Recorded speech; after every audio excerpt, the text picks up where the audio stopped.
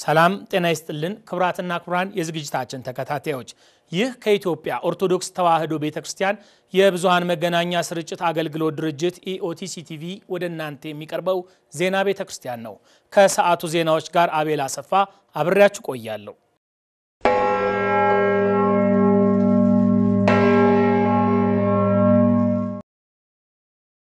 ሲኖዶሳዊ አንድነትና መዋቅርን ለማስጠበቅ በትግራይ ክልል ከሚገኙ አባቶች ጋር የተፈጠረውን አለመግባባት በሰላማዊ መንገድ እንዲፈታ በ14ኛው ዓለም አቀፍ የሰንበት ትምህርት ቤቶች አንድነት ጠቅላላ ጉባኤ የተሳተፉ የሰንበት ትምህርት ቤት ተወካዮች ጠየቁ። ጥያቄው የቀረበው ከግንቦት 30 እስከ ሰኔ 1 ቀን 2017 ዓ.ም ድረስ ሲካሄድ የነበረው ጉባኤ በቅዱስ ፓትርያርኩ ቃለ ምዕዳንና ቡራኬ በተጠናቀቀበት ዕለት ነው። ሰላም አንባዬ ተጨማሪ ዘገባ አላት። በ2003 ዓመተ ምህረት በበዓለ ጰራቅሊጦስ ዓለም አቀፍ የሰንበት ትምህርት ቤቶች አንድነት ጠቅላላ ጉባኤና የሰንበት ትምህርት ቤቶች ቀን እንዲከበር የቅዱስ ሲኖዶስ ምልዓተ ጉባኤ መወሰኑ ይታወሳል። በዚህም መሰረት የዘንድሮ የ2017 ዓመተ ምህረት 14ኛው ዓለም አቀፍ የሰንበት ትምህርት ቤቶች አንድነት ጠቅላላ ጉባኤና የሰንበት ትምህርት ቤቶች ቀን ከተለያዩ አህጉረ ስብከት ተወክለው የመጡ የሰንበት ትምህርት ቤቶች ተወካዮች በብፁዕ አቡነ ሳዊሮስ የጠቅላይ ቤተ ክህነት ዋና ስራ አስኪያጅ ጸሎተ ቡራኬ ተከፍተው ለ2 ቀናት ሲከናወን ቆይተዋል። በጉባኤው ላይ በርካታ ርዕሰ ጉዳዮች ተነስተው ውይይት የተደረገላቸው ሲሆን ባለ 12 ነጥብ የአቋም መግለጫ በማውጣት ጉባኤውን ተጠናቋል። በማጠናቀቂያ ላይ ብፁዕ ቅዱስ አቡነ ማትያስ ቀዳማዊ ፓትርያርክ ርዕሰ ሊቃነ ጳጳሳት ዘኢትዮጵያ ሊቀ ጳጳስ ዘአክሱም ወእጨጌ ዘመንበረ ተክለ ሃይማኖት፣ ብፁዕ አቡነ ሰላማ የደቡብ ጎንደር ሀገረ ስብከት ሊቀ ጳጳስ፣ ብፁዕ አቡነ እንጦንስ የምዕራብ ሐረርጌ ሀገረ ስብከት ሊቀ ጳጳስ፣ ብፁዕ አቡነ ኤልያስ የስዊድን ሀገረ ስብከት ሊቀ ጳጳስ፣ የመንበረ ፓትርያርክ ጠቅላይ ቤተ ክህነት የተለያዩ የስራ ኃላፊዎች የተገኙ ሲሆን በጉባኤው በማጠናቀቂያ መርሃ ግብር ላይ በብፁዕ አቡነ ኤልያስ የኖርዲክና ግሪክ ሀገረ ስብከት ሊቀ ጳጳስ እውነተኛው የቤተ ክርስቲያናችንን ትምህርት እንዳይበረዝና እንዳይጠፋ ልንጠብቅ ይገባል ሲሉ ትምህርተ ወንጌል ሰጥተዋል። ዛሬ ምሁራን ነን፣ ሰባክያን ነን፣ አዋቂዎች ነን ስንል የጣፈጠውን ወንጌል የጣፈጠችውን ቤተ ክርስቲያን መራራ አይነት የመለያየት የልዩ ልዩ መድረክ እንዳትሆን ወጣት በድሮው ዘመን ወጣቶቹ ምናሉ ልጆቹ መንጋራውን የመንጋ እረኞቹ ምናሉ እያሉ አባቶቻችን በጎዳና ወደ አንድ ጉዳይ ሲሄዱ የመንጋ ጠባቂውን ወጣት ምን አለ እስቲ ምን እያለ ነው የሚገጥመው እስቲ ስማ አዳምጠው ይሉ ነበር። መጥፎ ግጥም ከሆነ መልስ ወደ ቤቴ ይሉ ነበር፣ ጥሩ ከሆነ ቀጥል ይሉ ነበር። በመቀጠልም በመምህር ስንታየው ምስጋናው የሰንበት ትምህርት ቤቶች አንድነት ተቀዳሚ ምክትል ሰብሳቢ በ2018 ዓመተ ምህረት ሀገር አቀፍ አጠቃላይ ቀጣይ የትኩረት አቅጣጫዎች እንደሚከተለው ቀርበዋል። ቅድስት ቤተክርስቲያናችን በዚህ በሰንበት ቤቶች አንድነት ተቋማዊ አሰራር ከመንበረ ፓትርያርክ እስከ አጥቢያ ያለው የሰንበት ቤቶች አባላት የአገልግሎት እንቅስቃሴ እየተጠናከረ ከዘመናት ወደ ዘመናት እንዲሄድ በታሰበው መሰረት በዚህ መዋቅር በአጥቢያ ወረዳ ቤተ ክህነት ሀገረ ስብከት ላይ ያሉ ሀገረ ስብከቶችና በስራቸው ያሉ መዋቅራትን የማደራጀት የማጠናከር ሁሉም ደግሞ በዚሁ ተመሳሳይ ጠቅላላ ጉባኤያቸውን እያረጉ ሪፖርት ማድረግ የሁሉም መዋቅር ዋነኛ ጉዳይ ነው ማለት ነው።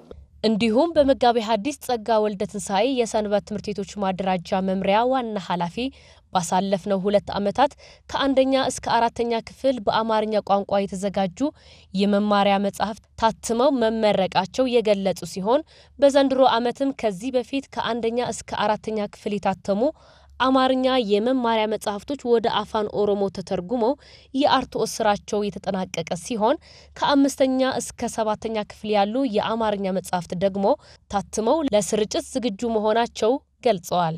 አምና ከአንደኛ እስከ አራተኛ ክፍል በአማርኛ እንዳሳተምን እንደዚሁም በብፁዕ ቅዱስ አባታችን ተባርኮ እንደተመረቀ ሁላችንም እናስታውሳለን።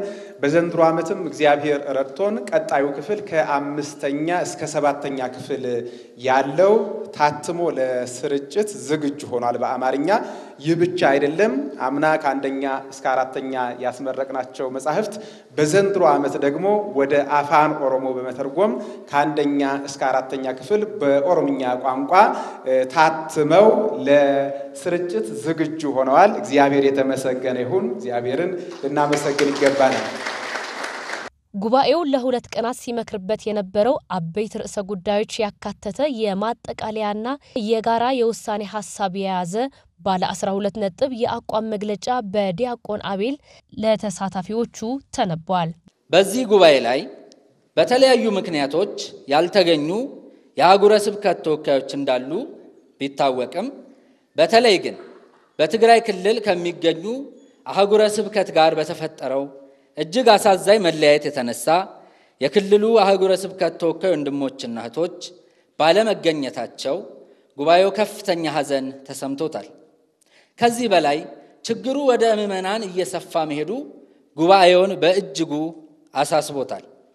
በ13ኛው ዓመታዊ ጠቅላላ ጉባኤ ላይ አበክረን ከወንበራችን በመነሳት በልመናና በልጅነት መንፈስ መፍትሄ እንዲያገኝ ብንጠይቅም ምንም አይነት እንቅስቃሴ ባለማየታችንና ይህ መለያየት ከጊዜ ወደ ጊዜ እየሰፋ ሄዶ በአንዲቷ ቤተክርስቲያን ላይ ከፍተኛ አደጋና የማይጠገን ስብራት እያደረሰ በመሆኑ ልዩነቶችን አስወግዶ በሥርዓተ ቤተክርስቲያን አግባብ የክልል ትግራይ አህጉረ ስብከት ወደ መዋቅራቸው ጠቅላይ ቤተ ክህነት ይመለሱ ዘንድ በእኛ በኩል የተቻለንን ሁሉ እንደምናደርግ ቃል በመግባት አሁንም ችግሩን ለመፍታት እርቀ ሰላሙንም ለማምጣት ከፍተኛውን ድርሻ ሊወጡ የሚችሉት ብፁዕ ወቅዱስ አባታችን እንደሆኑ እናምናለን።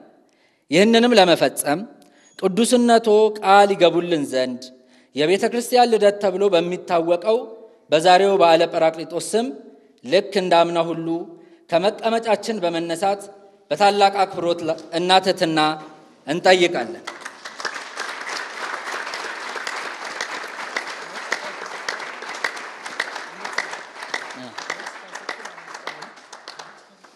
ብፁዕ ቅዱስ ፓትርያርኩ አባታዊ ትምህርት መመሪያና ቃለ ምዕዳን የሰጡ ሲሆን በንግግራቸው ከተሳታፊዎቹ የቀረበው የትግራይ አህጉረ ስብከት አባቶች እርቀ ጉዳይ በተመለከተ ሐሳብ ተሰጥቷል። ቅዱስነታቸው ስለ ሰላም ጉዳይ በሰጡት አስተያየት ጉዳዩ ሁሉን የቤተ ክርስቲያን አካላት ኃላፊነት መሆኑን በመጥቀስ በበኩላቸው የተቻላቸውን ሁሉ እንደሚያደርጉ ቃል ገብተዋል። ለሰላሙ ድጋፍ ካሁን ቀደም ሽማግሌዎች ራሳቸውን ለዚሁ መስዋዕት አድርገው በገንዘባቸው፣ በጉልበታቸው፣ በእውቀታቸው ሰላም እናመጣለን ብለው ወደ ሲኖዶስ የቀረቡ ነበሩ። ፈቃድ ስጡን እንድናሳርቅ ብለው እነሱም እስካሁን ድረስ ይሞክራሉ። ድጋፍ ሰጥተናቸው መንፈስ ቅዱስ ይከተላችሁ ብለን ሰጥተናቸው ነበር። እስካሁን ድረስ እንግዲህ ያው ጥረት እያደረጉ ነው እና አሁን እንግዲህ ሁሉም ሊያስብበት ይገባል። አሁንም ይሄ ቢቀጥል ነው እንግዲህ ሁላችንም ተሰልፈን እንድንቀጥል ነው እንጂ እኔ ብቻዬን ምን አረጋለሁ እኔ ብቻዬን እና የሚቻለኝን ያህል ግን ለመርገር ለማድረግ ወደ ኋላ አይደለም። እኔ በእውነቱ የሚቻለኝን ሁሉ ያደረኩት እንደማውቃለሁ ከመሆኑ በፊት ብዙ ነገር ሰርቻለሁ። ይሄንን መናገር አልፈልግም፣ ምክንያቱም አስፈላጊም አይደለም።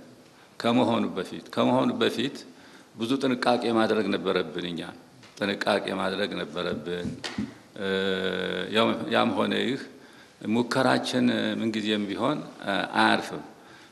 ነገሩ እስኪቀዘቅዝ ድረስ እስከሚረሳ ድረስ ነው መሰለኝ። እስካሁን ድረስ የተሳካ ነገር የለም እንጂ እኔ ለዚሁ ለሰላሙ ለአንድነቱ አእምሮ የሚተኛ አይደለም። በእውነቱ እፈልጋለሁ፣ ጸልያለሁ፣ እመኛለሁ። የሰንበት ትምህርት ቤት አባላት ቤተ ክርስቲያንን እንዲጠብቁ በማሳሰብ ጉባኤውን በጸሎት ተዘግቷል። ሰንበት ትምህርት ቤት ተተኪ ትውልድ የሚፈራበት መሆኑን ብፁዕ አቡነ ሳዊሮስ የመንበረ ፓትርያርክ ጠቅላይ ቤተ ክህነት ዋና ስራ አስኪያጅ የደቡብ ምዕራብ ሸዋና ሸገር ከተማ ሀገረ ስብከት ሊቀ ጳጳስ ገለጹ። ሪፖርተራችን ነገሰ ሳህለ ተጨማሪ ዘገባ አለው። ግንቦት 30 ቀን 2017 ዓመተ ምህረት 14ኛው ዓለም አቀፍ የሰንበት ትምህርት ቤቶች አንድነት ጠቅላላ ጉባኤ ተካሂዷል። በመርሃ ግብሩም ብፁዕ አቡነ ሳዊሮስ የመንበረ ፓትርያርክ ጠቅላይ ቤተ ክህነት ዋና ስራ አስኪያጅ የደቡብ ምዕራብ ሸዋና ሸገር ከተማ ሀገረ ስብከት ሊቀ ጳጳስ እንዲሁም የምስካየ ኅዙናን መድኃኔዓለም ገዳም የበላይ ኃላፊ ሊቀ ጳጳስና የቅድስት ሥላሴ ዩኒቨርሲቲ የቦርድ ሰብሳቢ ብፁዕ አቡነ ማርቆስ የስብከተ ወንጌልና ሐዋርያዊ ተልእኮ መምሪያ የበላይ ኃላፊ ሊቀ ጳጳስ፣ ብፁዕ አቡነ ጢሞቴዎስ የዳውሮና ኮንታ ጳጳስ፣ ክቡር ንቡረ እድ ኤልያስ አብርሃ በጠቅላይ ቤተ ክህነት ጽሕፈት ቤት ምክትል ስራ አስኪያጅ፣ የጠቅላይ ቤተ ክህነት የመምሪያ ኃላፊዎች፣ ከሁሉ ሀገረ ስብከት የተወከሉ የሰንበት ትምህርት ቤት ክፍል ኃላፊዎች፣ የሰንበት ትምህርት ቤት ወጣቶች ተገኝተዋል። መርሃ ግብሩን በብፁዓን አባቶች ጸሎት የተጀመረ ሲሆን የሰንበት ትምህርት ቤቶች ህብረትን ዝማሬ ካቀረቡ በኋላ የማደራጃ መምሪያው ሊቀ ጳጳስ የብፁዕ አቡነ ቀሌምንጦስ የእንኳን ደህና መጣችሁ መልእክት በመምሪያው ትምህርት ክፍል በኩል ቀርቧል። ሀበነ ንህበር በዘዚአከ መንፈስ ቅዱስ በአንተ ህልውና ባለ መንፈስ ቅዱስ አንድ እንሆን ዘንድ አንድ መሆንን ስጠን። ቅዳሴ ሐዋርያት ምዕራፍ 2 ክፍል 2 ቁጥር 34። በመቀጠልም ብፁዕ አቡነ ማርቆስ የስብከተ ወንጌልና ሐዋርያዊ ተልእኮ መምሪያ የበላይ ኃላፊ ሊቀ ጳጳስ የዮሐንስ ወንጌል ምዕራፍ 14 ቁጥር 26 ላይ የሚገኘውን ቃል መነሻ በማድረግ ስለ መንፈስ ቅዱስ ሰፊ ትምህርተ ወንጌል ሰጥተዋል። ወእቱ የሚያረክሙ ኩሎ ወያዝየክረክሙ ዘነገርኩክሙ አነ የሚለው ይሆናል። በዮሐንስ 14 ቁጥር 26 ላይ የሚገኘው ነው። በዓለ ጰራቅሊጦስ ከትንሣኤ ስንጀምር 50 ቀን ከዕርገት 10ኛ ቀን ነው። መንፈስ ቅዱስ ለአባቶቻችን ለሐዋርያት የወረደበት ቀን ነው። ብፁዕነታቸው መከፋፈልና አባትን መሳደብ ተገቢ አለመሆኑን በትምህርታቸው በመጥቀስ እግዚአብሔር ያከበረውን ማክበር እንደሚገባ ማስተምረዋል። ይህ መከፋፈል የሚለውን በቃ አባት መሳደብን እርግማን ነው። ምንም ይሁን ምን አባት አትሳደቡ። በጣም ነውር ነው። በጣም ነውር ነው። ምን ቸገራችሁ? እግዚአብሔር ይቀጣል እንዴ ከፈለገ?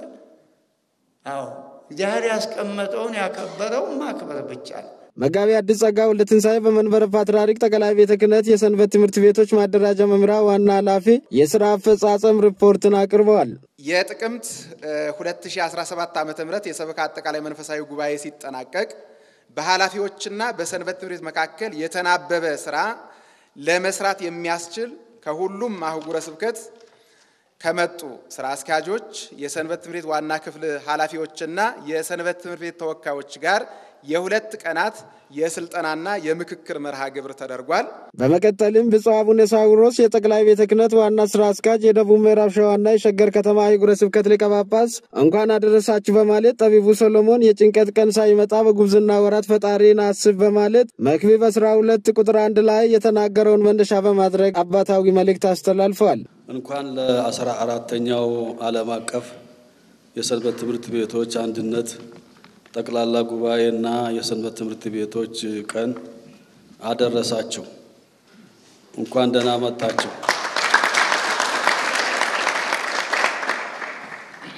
እንኳን ደህና መጣችሁ። ተዘከሮ ለፈጣሪከ በመዋዕለ ውርዙትከ የጭንቀት ቀን ሳይመጣ በጉብዝና ወራት ፈጣሪህን አስብ ደስ አያሰኙም የምትላቸው ዓመታት ሳይደርስ መክብብ 12 ቁጥር 1 ጠቢቡ ሰሎሞን የጭንቅ ቀን የመከራ ቀን ሳይመጣ የጉብዝና ወራት በተባለ ወጣትነት ዘመን ለእግዚአብሔር መስጠት እንደሚያስፈልግ ያስተምራል። ይህንንም መሰረት በማድረግ የቤተ ክርስቲያን የጉብዝና ዘመን በቤተ ክርስቲያን በሰንበት ትምህርት ቤት እንዲሆን ታስተምራለች። ብፁዕ ጠቅላይ ዋና ስራ አስኪያጁ ሰንበት ትምህርት ቤት በቤተ ክርስቲያናችን ከፍተኛ ስፍራ ካላቸው ተቋማት መካከልም አንዱ መሆኑን ገልጸዋል።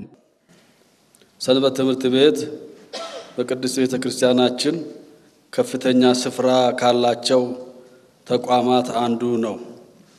ዘመን ተሻጋሪዋ ቤተክርስቲያናችን ቀደማ የነገዋ ቤተክርስቲያን ተረካቢ ትውልድን ሰብስባ ታላላቅ ስራዎችን የምትሰራበት ትውልዱን በማስተዋል በእውቀት በሃይማኖት በስነ ምግባር በልዩ ልዩ ጸጋ የምትቀርጽበት የተወደደ ስፍራ ሰንበት ትምህርት ቤት ነው።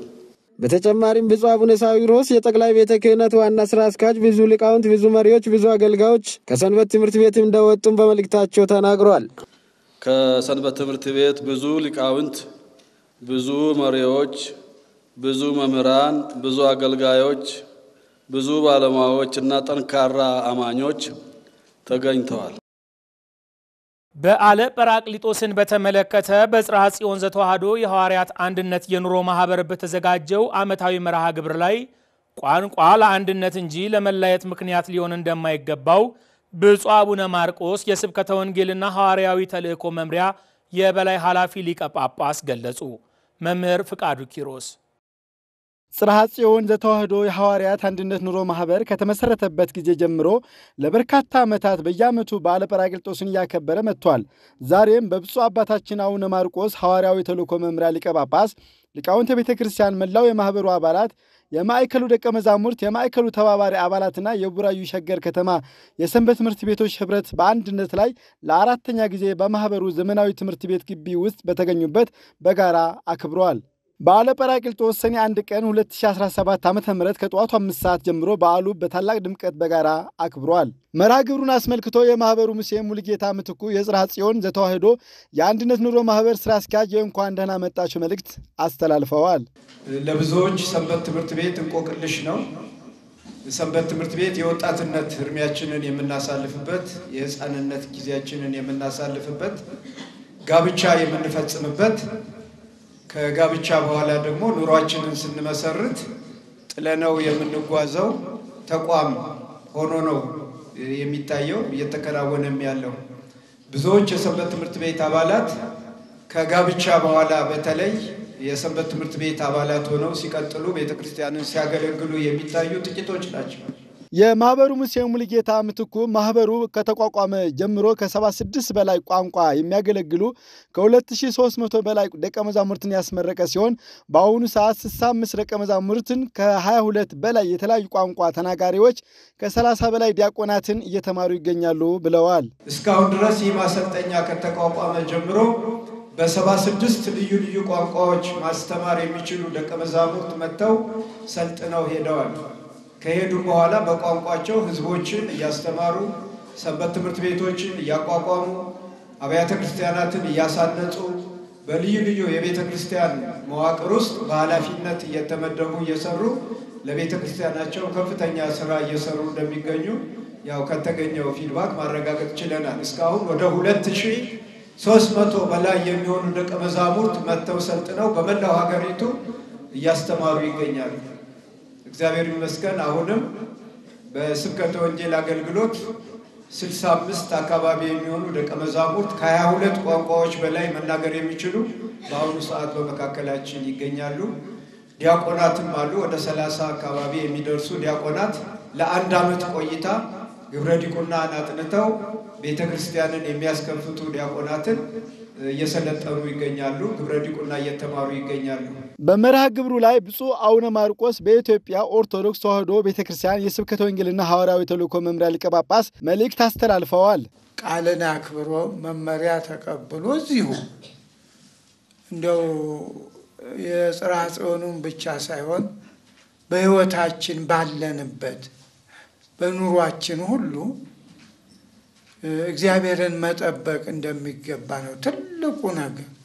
ብፁዕ አቡነ ማርቆስ ቋንቋ ለስራ እንጂ ለመለያያ ሊሆን አይገባም፣ በተቻላችሁ መጠን ቋንቋን ለስራና ለአገልግሎት ተማሩ በማለት አባታዊ ቃለ ምዕዳን ሰጥተዋል። ቋንቋችን ሰው መሆን ነው። በቃ የሰው ቋንቋው እግዚአብሔራዊ እግዚአብሔር ሰውን መውደድ ቋንቋችን ነው። ኢትዮጵያዊነታችን ቋንቋችን ነው። አብሮ መኖሩ ቋንቋ ነው። ዛሬ እኛ ምን ወረደ ብለን ነው ወላጆቻችን የኖሩትን ኑሮ አተን ጉስቁል ብለን ልጅ ወልደው አሳድገው ድረው ኩለው ተፈቃቅረው ዛሬ ምን በሽታ መጥቶ ነው? ምን ችለው ነው ያሉ? ቋንቋ ማወቅ ጥሩ ነው፣ ግን መለያያ አይደለም። ለስራ ነው በሚችሉት። ብልህ የሆነ ደግሞ ሁሉንም ማጥናት። ከደቀ መዛሙርቱ መካከል በተለያዩ ቋንቋ የሚያገለግሉ አገልጋዮች የመጡበትን አካባቢ በአፍ ቋንቋቸው ዝማሬ አቅርበዋል። ተሳክቶልክ በስተዋ በስተዋ በስተዋ በስተዋ በስተዋ ገባሶንቶን ስራ በስተዋ በስተዋ በስተዋ በስተዋ በስተዋ ገባሶንቶን ስራ ካይማካ ከረዋ ፓስታ ሳክቶኒክ በዓለ ጰራቅሊጦስ ማለት ጌታችን ኢየሱስ ክርስቶስ የገባውን ቃል በመፈጸም መንፈስ ቅዱስ በሐዋርያት ላይ የወረደበት የቤተ ክርስቲያን ልደት የሆነበት ዕለት የምናከብርበት በዓል ነው ብለዋል። በዚህ በጰራቅሊጦስ ወይም ደግሞ በዚህ የሰንበት ትምህርት ቤቶች የልደት ቀን ነው በነገራችን ላይ ዛሬና በዚህ ቀን ተገኝቶ ማክበርና በደንብ ወንጌልን እንዲዳረስ የራስ አስተዋጽኦ ማድረግ በተለያየ ቋንቋ ማገልገል እግዚአብሔርን ክብርና የሰውን ልጅ ደህንነት ዓላማው አድርጎ በጥንቃቄና በትክክለኛ መንፈሳዊ አረዳድ ሲፈጸም ታላቅ በረከት ነው ብለዋል። ቋንቋ ሁላችንም እንደምናውቀው መግባቢያችን ነው ቋንቋ አይደለም። ስለዚህ እንዴት ነው ከወንጌሉ ጋር ተግባብተን ወደ ተግባር እንድንለውጠው ቋንቋችን ያስፈልገናል፣ የሚገባን ቋንቋ ያስፈልጋል ማለት ነው።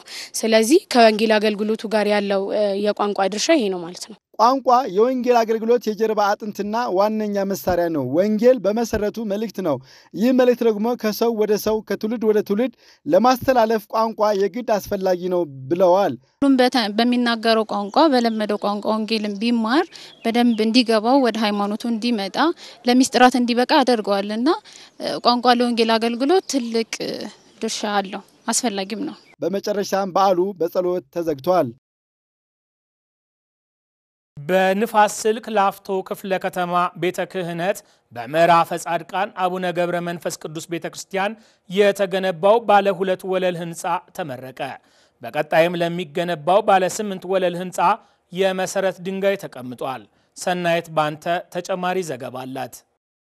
በንፋስ ስልክ ላፍቶ ክፍለ ከተማ ወረዳ ቤተ ክህነት ስር የሚገኘው የምዕራፈ ጻድቃን አቡነ ገብረ መንፈስ ቅዱስ ቤተክርስቲያን በኮሪደር ልማት ምክንያት በፈረሱበት ሱቆች ምትክ በአጭር ወራት ውስጥ ያስገነባውን ህንጻ ግንቦት 30 ቀን 2017 ዓ.ም አስመርቋል። በብፁዕ አቡነ እንጦንስ የምዕራብ ሐረርጌ ሀገረ ስብከት ሊቀ ጳጳስ አባታዊ ቡራኬ የህንጻ ምረቃና ለባለ 8 ወለል ራስ አገዝ ህንጻ ግንባታ መሰረት የማስቀመጥ ሂደት ተከናውኗል። በመርሃ ግብሩ ላይ የተገኙት ሊቀ ሕሩያን ዳዊት ታደሰ የንፋስ ስልክ ላፍቶ ክፍለ ከተማ ቤተ ክህነት ዋና ስራ አስኪያጅ የልማት ስራው ፍጥነት አስገራሚ መሆኑን ተናግረው ቦታው ታሪካዊና ታላላቅ አባቶች ይመሩት የነበረ መሆኑን ገልጸዋል።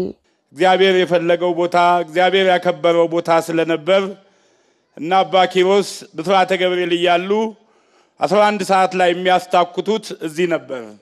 ደጉ አባ ተጠምቀም የዋልድባው መናኝ ማታ እዚህ ሳይረቅጡ እንደማይመለሱ አውቃለሁ። በኋላም ይሄ ቦታ ሲመሰረት ሊቀ ብርሃናት አባ ሄኖክ ከታላቁ ቦታ ከደብረ ብርሃን ስላሴ ወደዚህ ቦታ ነው የገቡት።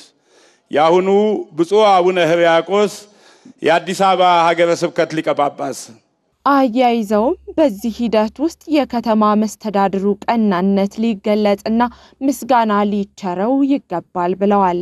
ብፁዕ አባታችን ሌላ ማስታወስ የምፈልገው ክብርት ወይዘሮ አዳነች አቤቤ ከምሽቱ 4 ሰዓት ከቤታቸው ተራምደው መጥተው አይተው እዚህ ድረስ ጫፉ ይፍረስ ተብሎ ነበር። እንዳትነኳቸው ይቀመጥ፣ ከፊት ያሉትን በአሉሚኒየም አሳምረው ይስሩት ብለው ይሄን ውላታ ለቤተ ክርስቲያን ውለውላታል። የቤተ ክርስቲያናችን ልጅ ነው። የአዲስ አበባ ከተማ ዋና ስራ አስኪያጅ ምክትል ከንቲባ ማረግ አቶ ኢንጂነር ወንድሙ ቤተ ክርስቲያን ይሳለማታል። ጸሎተ ማርያም ደግሞ ልማቱን ሙሉ አይቶ ደግፎ የከረመ ሰው ነው። እሱንም የኢትዮጵያ ቤተ ክርስቲያኖች ባሉበት ያገልግሎታና ስልጣን ላይ እግዚአብሔር ቆይልን፣ ሁሉንም ያቆይልን፣ እየለየው አይደለም። በዕለቱ ትምህርተ ወንጌል የሰጡት ብፁዕ አቡነ እንጦንስ የምዕራብ ሐረርጌ ሀገረ ስብከት ሊቀ ጳጳስ ደብሩን ከቀድሞ ጀምሮ እንደሚያውቁት ተናግረው አሁን ያለውን የልማት እንቅስቃሴም አድንቀዋል። መንፈሳዊ የሆነ ነገር መንፈሳዊ ቅናት ይባላል። እነገሌኮ በዚህች ቤተክርስቲያን አሻራቸውን አስቀመጡ፣ ገንዘባቸው፣ ጉልበታቸው ሁላችሁ እንደምታውቁት አንድ ህንጻ ሲሰራ 4 ነገሮች ያስፈልጉታል። አንደኛ ሐሳብ፣ ጥሩ ሐሳብ ያላቸው ጥሩ ሐሳብ አቅራቢዎች አሉ፣ ከትምህርት ጋር ከፍልስፍና ጋር አብረው የሚሄድ። ሌላው ደግሞ ባለ እውቀቶች ናቸው። እንግዲህ እነዚህ ቅድም ዲዛይነሮች፣ ኢንጂነሮች፣ እነዚህ ኮንሰልታንቶች፣ አርክቴክቶች ናቸው። እነዚህ እንግዲህ ተምረው ተጨንቀው ተጠበው ሀገራቸውን ለመገንባት ሀገራቸውን ለማሳደግ በዛው ደግሞ ሀገራቸውን ስራቸው በማይጎዳ ሁኔታ እቺ የሚያምኗት እምነታቸው ደግሞ ለማንጸባረቅ በቤተክርስቲያን ብዙ ይደክማሉ። ይደክማሉ እምነታቸው መሰረት በማድረግ። ስለዚህ ቅዱስ ጳውሎስ ምንድነው ያለው? ወደ ሮሜ ሰዎች በጻፈው መልእክቱ 2:12 ላይ ምን አለ? ቅዱስ ጳውሎስ ነው እንግዲህ በዛን ጊዜ ለሮማውያን ነው፣ ፍጻሜው ግን ለሁላችን ነው።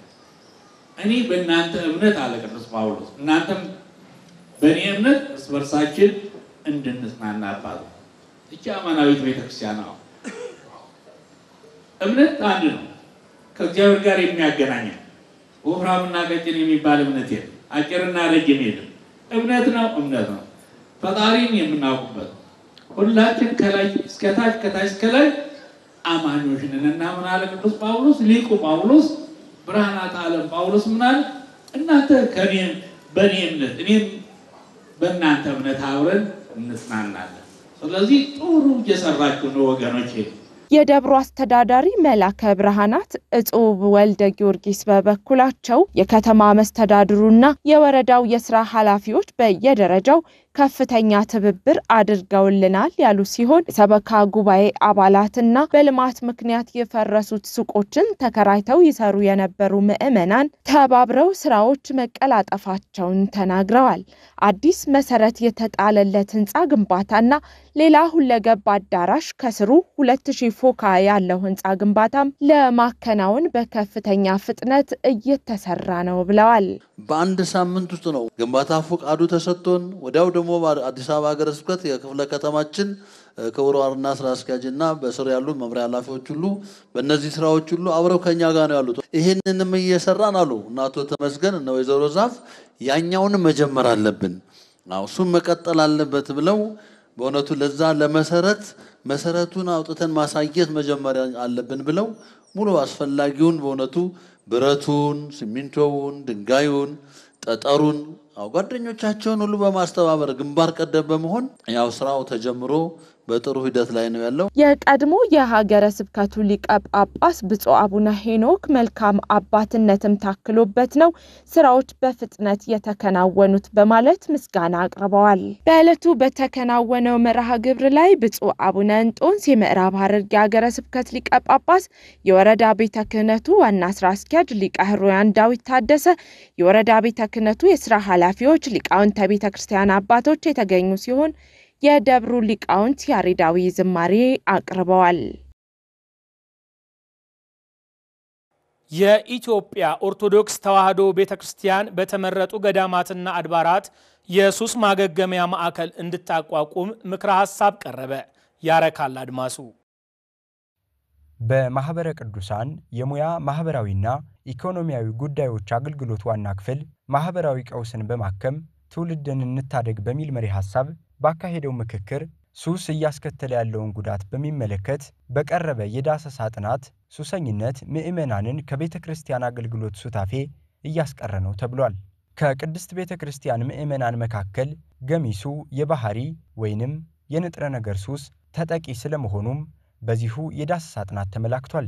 በዚህ በሱስ ውስጥ የሚኖረው አብዛኛው 50% የሚሆነው እንደ ሀገር ከአጠቃላይ ከኢትዮጵያ ህዝብ ወደ 50% አካባቢ የሚጠጋውና ከዚያ በላይ የሆነው ህዝብ በዚህ አይነት በተለያዩ የሱስ ልማዶች ካለ የቤተክርስቲያንም ልጅ 50% የሚሆነው በዚያው ውስጥ ነው የሚኖረው እንደማለት ነው። ምክንያቱም ድርሻችን በዚያው አብሮ የተያያዘ ስለሚሆን ማለት ነው። ስለዚህ በዚህ ደረጃ ያለ ምእመን በቤተክርስቲያን ስርዓት እየኖረ አይደለም ወይም ደግሞ ከቤተክርስቲያን ስርዓት ውጪ ነው እየሆነ ያለው ማለት ነው። ስለዚህ የምናስተምረው የምናገለግለው ምእመን በምን አይነት ህይወት እየኖረ እንደሆነ በደንብ ትኩረት አድርገን ሰጥተን ልንሰራ ያስፈልገናል። እናም በከፍተኛ ፍጥነት እያሻቀበ ያለውን የሱስ ተጠቂ ወገኖች ቁጥር ለመቀነስ ብሎም ከነጭራሹ ከሱሰኝነታቸው ለማላቀቅ ቤተክርስቲያን በርካታ ስራዎችን ልትሰራ እንደሚገባ ነው በዚሁ መድረክ የተመላከተው። በማህበረ ቅዱሳን የሙያ ማህበራዊና ኢኮኖሚያዊ ጉዳዮች አገልግሎት ዋና ክፍል መፍትሄ ተብሎ የተጠቆመው ምክረ ሐሳብ ታዲያ ቅድስት ቤተክርስቲያን በተመረጡ ገዳማትና አድባራት የሱስ ማገገሚያ ማዕከል ማቋቋም ነው።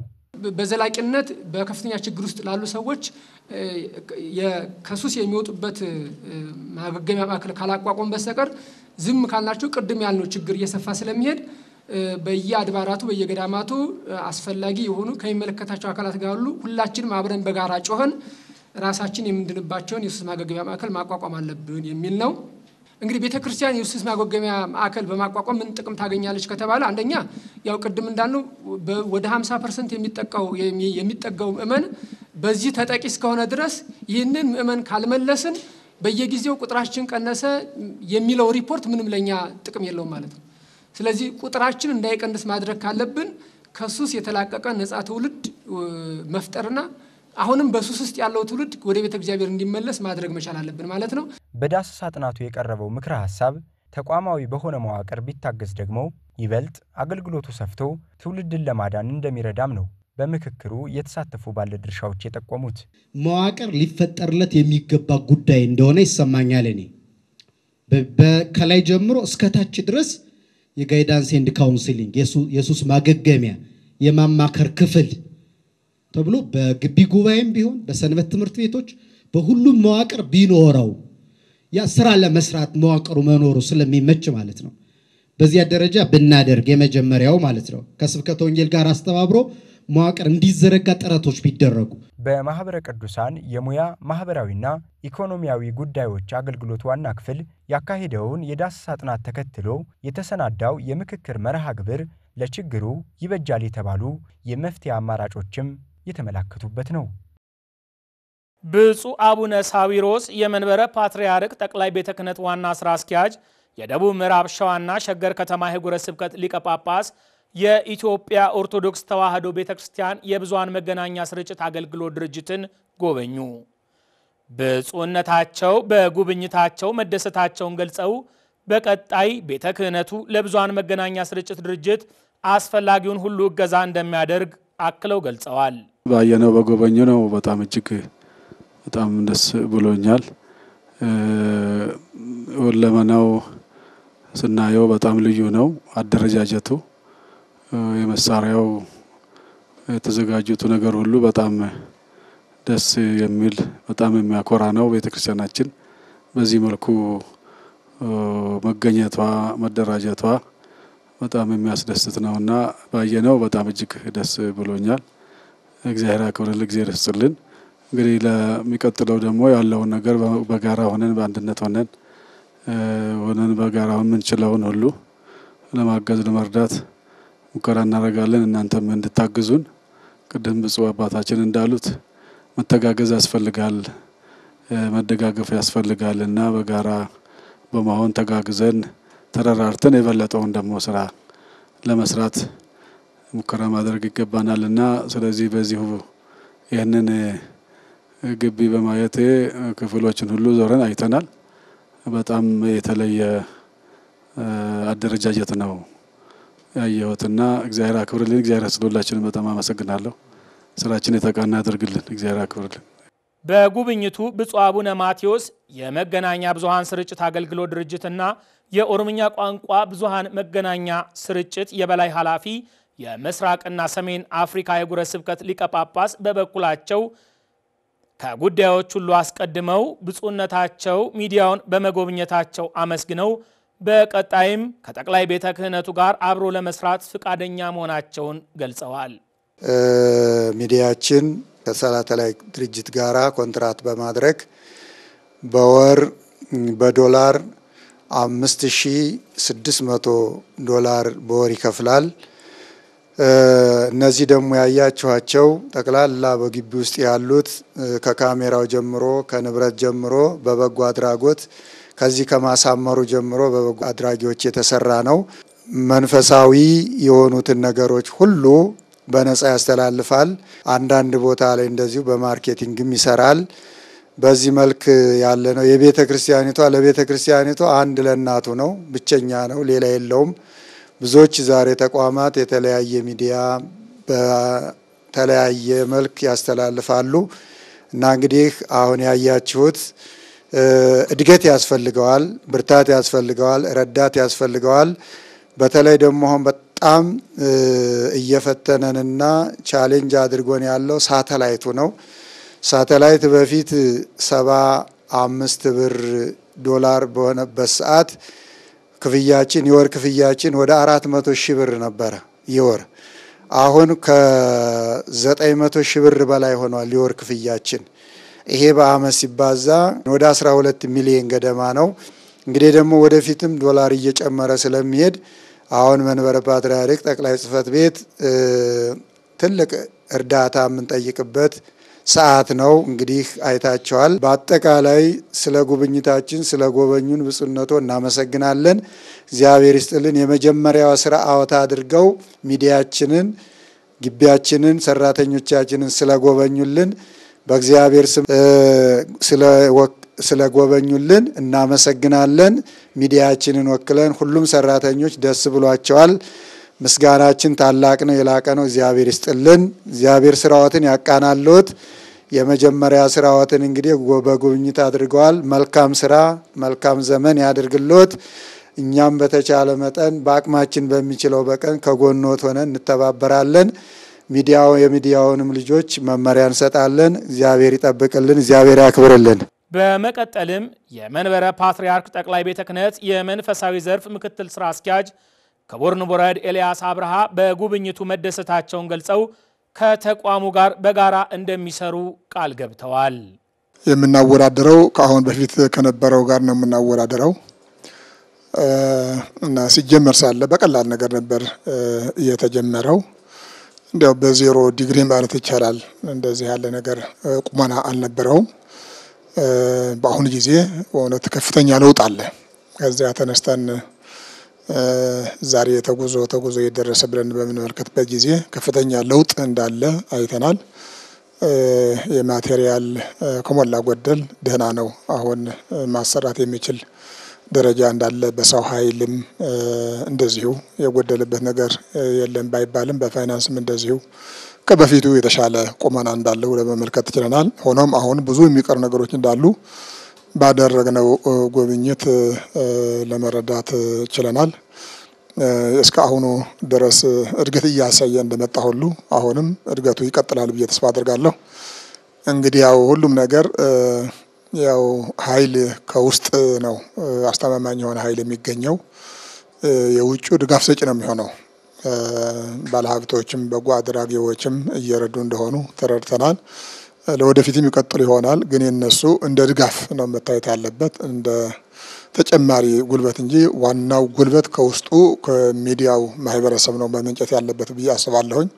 እሱ ደግሞ የተለያዩ ፕሮግራሞችን በማዘጋጀትና ከዋናው ጽሕፈት ቤት ሊጠየቁ የሚገባቸው ነገሮች በአግባቡ በተጠና መልኩ እየተጠኑ እየቀረቡ ያው በጀት አቅም በፈቀደ መጠን ከዚያም ይረዱበት ከዚያ ያልተቻለ ደግሞ እንደገና በተጨማሪ ከውጭም በማፈላለግ የውስጡ የሚዲያ አቅምን በማጠናከርና የተለያዩ እቅዶችን መርሃ ግብሮችን በመንደፍ ሙሉ በሙሉ ወደ ተጠቃለለና አለ ተብሎ በሀገራችን ካሉ የሚዲያ ኃይሎች ተወዳዳሪ የሚሆንበት ሁኔታ መስራት እንዳለብን ይሰማኛል።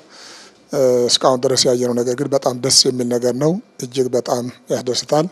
በርቱ፣ ከጎናችሁ ነን፣ እግዚአብሔር ደግሞ ይረዳናል።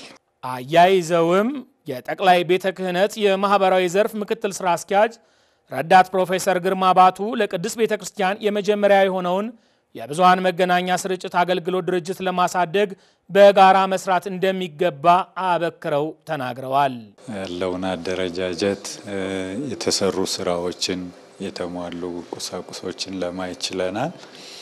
ግን ቤተ ክርስቲያናችን ካላት የምእመናን ቁጥር ካላት ተሰሚነት ካላት ታሪክ ወዘተ አንጻር ስናየው ነገሮች በዚህ ልክ ብቻ የሚመዘኑ ስላልሆኑ ከተለያየ አቅጣጫ ነገሮችን ተመልክቶ ወደ በለጠው ደረጃ ማሳደግ ደግሞ የሚጠበቅ ስለሆነ ያው ሁሉ እንደሚያውቀው ይሄ ሚዲያ ዘመን በዚህ አሁን ባለንበት ምን መልሰው ጥያቄዎችን መንገታበት ስላልሆነ የበለጠ ስራ ተሰርቶ የበለጠ አድጎ ማየት የሁሉ እንደሆነ ለመታዘብ ችለናል። አባቶችም ቃል እንደገቡት ቅድስት ቤተክርስቲያንም እንደሰጠችው ትኩረት ወደፊት በበለጠ ተሟልቶና አድጎ ያለውን እድገት የደረሰበትን ደረጃ በማድነቅ በዛው ልክ ደግሞ የበለጠ መስራትና ማደግ ያስፈልጋል የሚለውን ነው ማስተላለፍ መፈልገው።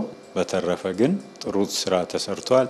በዚህ አስተዋጽኦ የነበራቸውን ከብፁዕ አቡነ ማቴዎስ ጀምሮ ስራ አስኪያጁንም ሁላችሁንም የሚዲያውን ሰራተኞች ማድነቅ ማመስገን እፈልጋለሁ። እግዚአብሔር ይስጥልኝ፣ እግዚአብሔር ያክብርልኝ።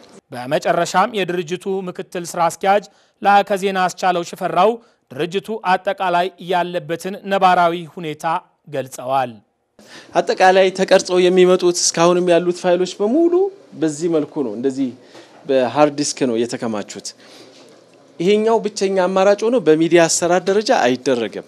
ትላልቅ ሰርቨሮች ያስፈልጋሉ፣ ማከማቻዎች ለደህንነቱም የሚያስፈልጉ ራሱም የቪዲዮ ፋይል በጣም ትልቅ ስለሆነ መጠኑ የተለየ ማከማቻ ያስፈልገዋል። ያንን ማድረግ አልቻለም። እንደውም ዛሬ ተቸግሮ እንደሞላበት ገልጾ በአፋጣኝ ቢገዛልኝ እያለ ቶሎ ቶሎ ነው የሚሞላው። ይገዛል ይሞላል፣ ይገዛል ይሞላል እና ግን እንደ ሚዲያ ሌላ ትልልቅ ወቅቱን የሚጠይቁና ገበያ ላይ ያሉ ግን ውድ የሆኑ ማከማቻዎች ያስፈልጋሉና አሁን በዚህ ሁኔታ ላይ ነው ያለነው። አንዳንዴ በሚሊዮን ሊቆጠር ይችላል የሚጠይቀው ዋጋ ማከማቻው ከፍ ያለ ነው። እነዚህን ብዙ ጊዜ 40 ሺህ 50 ሺህ እየገዛን ከዛ ደግሞ ሲሞላ እንደገና መልሰን ያው በአስተዳደር እያስወሰንን ነው የምናደርገውና ዛሬ እንደውም እንዴት ላድርግ እያለ ነበርና ሰሞኑን በአስተዳደር ወሰነናል ጭማሪ ልንገዛ፣ ግን ዘላቂ መፍትሄ አይሆንም። ትላልቅ እንደ ሌሎች ሚዲያዎች ያስፈልጉናል። ዜናዎቻችን እነዚህን ይመስሉ ነበረ። የኢትዮጵያ ኦርቶዶክስ ተዋሕዶ ቤተክርስቲያን ቴሌቪዥንን በዲጂታል ሚዲያ አማራጮቻችን #EOTCTV እያላችሁ እንድትከታተሉ በዚሁ አጋጣሚ በመጋበዝ የሰዓቱን ዜና ቤተክርስቲያን በዚሁ አበቃን። ሰላም።